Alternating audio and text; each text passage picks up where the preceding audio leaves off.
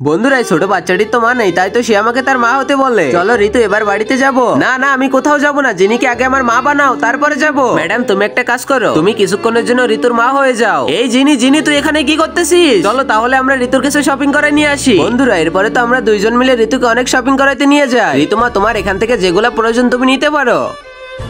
চলো মা তুমি আগে ওখানে বসো। দেখো না এই পুতুলটা কত সুন্দর। আরে হ্যাঁ এটা তো অনেক সুন্দর, আর তোমার ঘরটাও অনেক সুন্দর। আচ্ছা তোমার আগের বউ তোমাকে ডিভোর্স কেন দিয়েছে? হ্যালো জিনি, এই বাচ্চা তো তোমাকে ছাড়া অনেক কানাকাটি করতেছে, শুধু বলতেছে তোমার কাছে যাবে।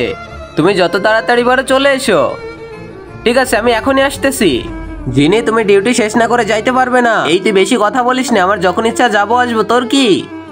বন্ধুরা এরপরে তো ওই মেয়েটাকে খুশি করার জন্য আমি ওর সাথে দেখা করতে যাই, আর আমি তো ঋতুর সাথে খেলা করে তার মন অনেক খুশি করে দেই। মাম্মা তুমি আমার সাথে আমাদের বাড়িতে চলো না। আরে বাবু তুমি এটা কি বলতেছো? তুমি জানো আমার বাবা তোমাকে অনেক লাইক করে। আর আগে মহান আল্লাহকে তুমি ভালোবাসলে লাইক এন্ড সাবস্ক্রাইব করে দাও, আর পার্ট 2 দেখতে চাইলে অবশ্যই কমেন্টে পার্ট 2 লিখো।